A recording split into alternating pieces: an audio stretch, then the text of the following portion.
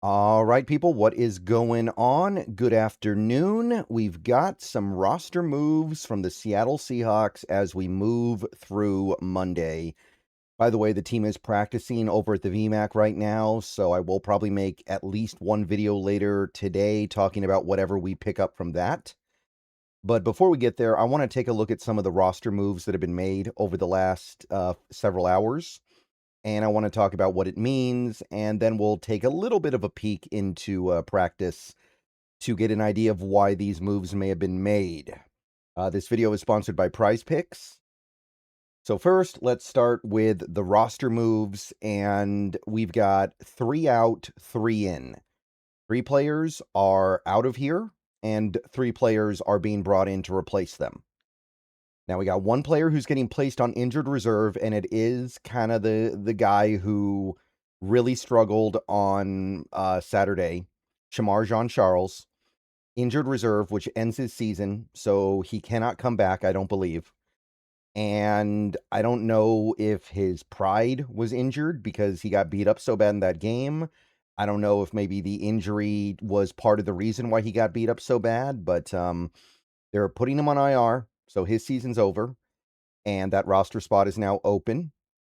And then we also waived 2 running backs, which makes sense because those 2 guys were just kind of here for a cup of coffee while we waited to get some of our guys back, TJ Harden and Justin Jones.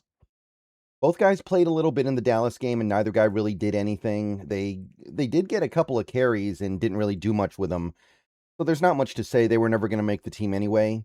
But some people did point out, and as it turns out, point out correctly that the fact that they got waived was a good indication that guys like Jadarian Price, Emmanuel Wilson, and Jacardia Wright might be on the mend.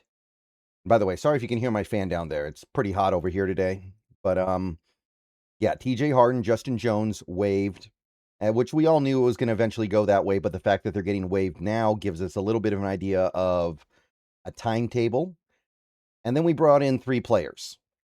So you got Power Eccles, who was on the team about a week and a half ago for 1 day, and then we let him go. He's now back.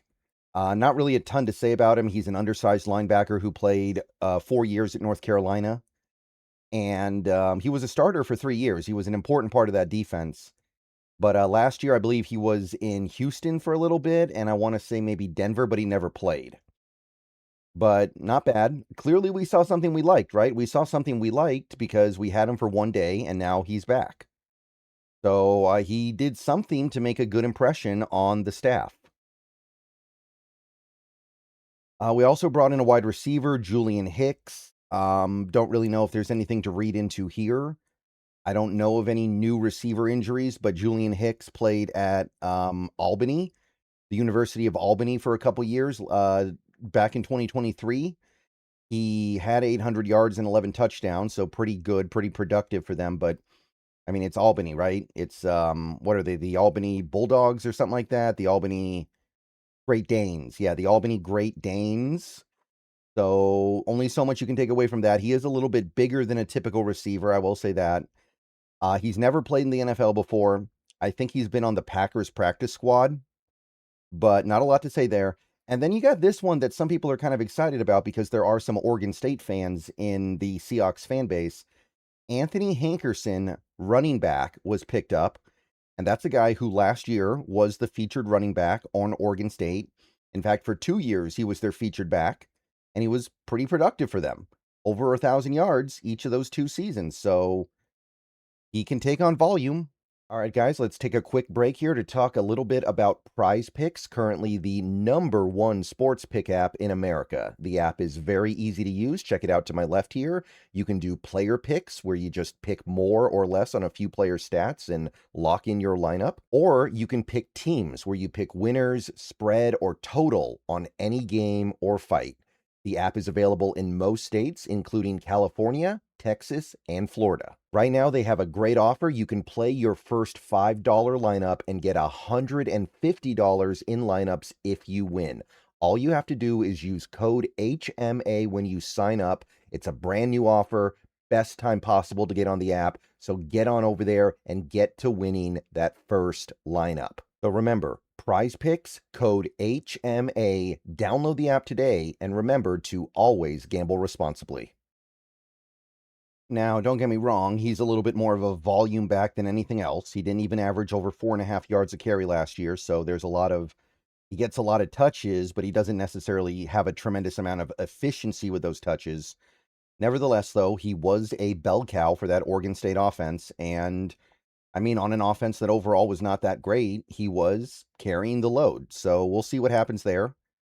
It would be hard to leave less of an impression on the team than Harden or Jones did. So I would probably rather have Hankerson than either of those guys. So definitely going to take that as good news. And yeah, we'll see where that ends up going. But that's your 3 in and your 3 out. And since 2 of the guys who are out was a running back and we only got 1 to replace him, some people figured that meant, well, we must be getting some guys back from injury. And that is indeed the case. Corbin had this from practice today. Jacardia Wright is returning. He's been out for a while, and we hadn't really heard anything about him for a few weeks. So it's good to see him back on the field, good to see him able to play again.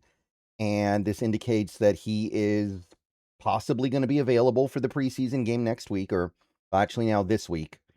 So that would be good because Jacardia Wright's played well in the preseason for the Seahawks team before, and seems like the team kind of likes him, and there's a little bit of sauce there. There's a little bit of Chris Carson in Jacardia Wright, so we're all happy about that. And this is the big one.